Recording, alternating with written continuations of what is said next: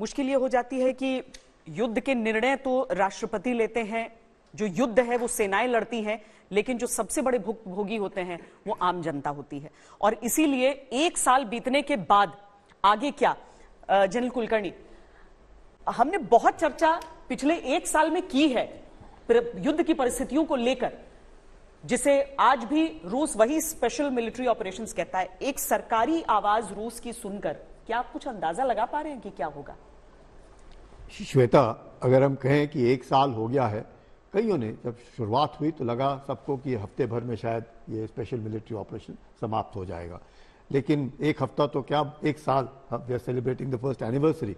और इसको देखते हुए मुझे लगता है कि रूस के जो इंडिकेटर्स थे, रूस बहुत पहले से ही, और जिस प्रकार से G8 G7 बना 2014 में, जिस प्रकार से क्रीमिया को लिया गया, उससे पहले अगर आप देखें जॉर्जिया को लिया, जिस प्रकार से 99 से लेकर 2005 तक चेचेनिया का ऑपरेशन रहा, तो रूस की तरफ से काफी कुछ हो रहा था, जो बार बार वेस्ट को एक तरीके से इंडिकेटर्स जा रहे थे कि किसी प्रकार से आप अपने रेड लाइंस ना क्रॉस करें। और जो रूस के रेड लाइंस थे वो बहुत साफ थे कि आप नाटो की सदस्यता जो है इसको धीरे धीरे करके, अगर यूक्रेन सदस्यता आप देते हैं या यूक्रेन उस तरह के में लगा हुआ है, तो जरूर रूस को एक बार, इस पर कोई शक नहीं कि रूस बार बार इस बात को कह रहा था कि आप वो क्रॉस ना करें।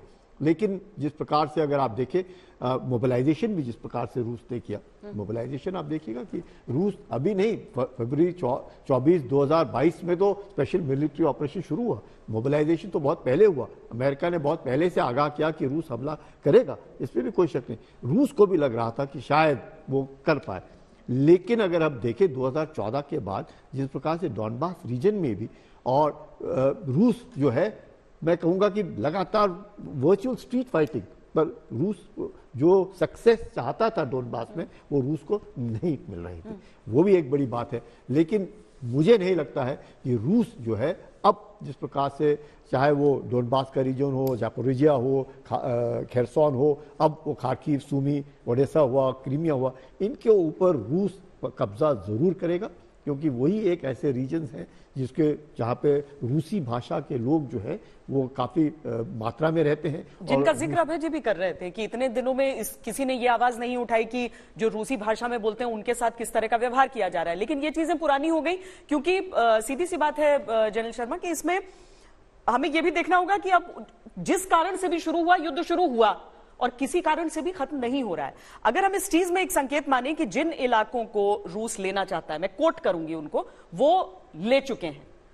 हालांकि कुछ एरियाज में उन्हें अभी पलटवार का भी सामना करना पड़ रहा है, लेकिन मोस्टली ईस्टर्न यूक्रेन का वो हिस्सा, पर इससे संतुष्ट होते हुए नहीं दिख रहे हैं पुतिन, क्यों? थैंक यू श्वेता, बुलाने के लिए। आज 1 साल पूरा हुआ है। मैं 3-4 बातें कहना चाहूंगा जो आज की स्थिति और फ्यूचर की स्थिति के बारे में। यूक्रेन में एक नेशनलिज्म, एक राष्ट्रीयता की भावना है और लोग लड़ना चाहते हैं कि भाई अपनी टेरिटरी के लिए लड़ रहे हैं, परंतु बात यह है कि उनकी काफ़ी ज़्यादा कैजुअलिटी हुई है और उनके नुकसान काफ़ी हुआ है। कितने लोग वो पैदा कर सकते हैं लड़ाई लड़ने के लिए, आगे के लिए? एक नेशनलिज्म की भावना से लड़ा नहीं जा सकता, उसके लिए तो ट्रुप्स चाहिए। वो ट्रुप्स उनके पास अब आगे से कम होते जा रहे हैं, जो रशिया के पास नहीं है। तो ये एक बहुत बड़ा प्रॉब्लम आएगा यूक्रेन के लिए, फ्यूचर के लिए। दूसरी बात, एक चाइना के साथ वो जो बोलते हैं ना, ब्रोमांस शुरू हो गया है बिटवीन चाइना एंड रशिया। ये बहुत बड़ी बात है। ये ब्रोमांस में उनकी जो रिलेशनशिप है, वांगी आजकल वहां विजिट कर रहे हैं, ये बाकी वेस्ट को नजर आएगा कि क्या हमने रशिया को एक पुअर कजन बना दिया उस चाइना का, और दोनों आपस में मिल गए हैं, ये गलती तो नहीं हो रही है। तीसरी बात, जो इतने सारे हथियार वेस्ट दिए जा रहा है और एम्युनिशन दिए जा रहा है, ये हथियार एम्युनिशन वेस्ट के रिजर्व्स में से निकल रहे हैं, जो उनके रिजर्व में, जैसे हमारा रिजर्व है, उनके रिजर्व से निकल रहे हैं। अभी उसको पूरा करने के लिए और हथियार देने के लिए फैक्ट्रीज को प्रोड्यूस करना पड़ेगा। क्या जो वेस्ट की फैक्ट्रीज तैयार हैं इन सब का एम्युनिशन और इतने सब हथियार प्रोड्यूस करने के लिए, ताकि अपने रिजर्व को पूरा किया जा सके और आगे और दिया जा सके? ये बहुत दुविधा की बात है और ये मुश्किल होगा। और मैं लास्ट में कहना चाहूंगा कि जो प्रेसिडेंट पुतिन की स्पीच आपने कल परसों सुनी है, ये प्रेसिडेंट ओबामा और वाइस प्रेसिडेंट बाइडेन के टाइम की गई ट्रीटी, जिसमें प्रेसिडेंट ओबामा ने और वाइस प्रेसिडेंट बाइडेन ने अपनी जान लगा दी थी, start talks, arms control, arms reduction talks, वो उन्होंने एक हटा दिया।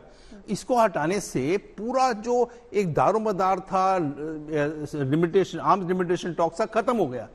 ये बहुत बड़ा झटका लगेगा, अमेरिकन पब्लिक को झटका लगेगा कि उन्होंने एक स्पीच में ये स्टार्ट टॉक्स हटा दिए। तो ये 3-4 चीजें ऐसे बन रही हैं। और आखिर में एक हाफ सेंटेंस, क्या प्रेसिडेंट पुतिन जो इलाका कैप्चर किया वो छोड़ेंगे?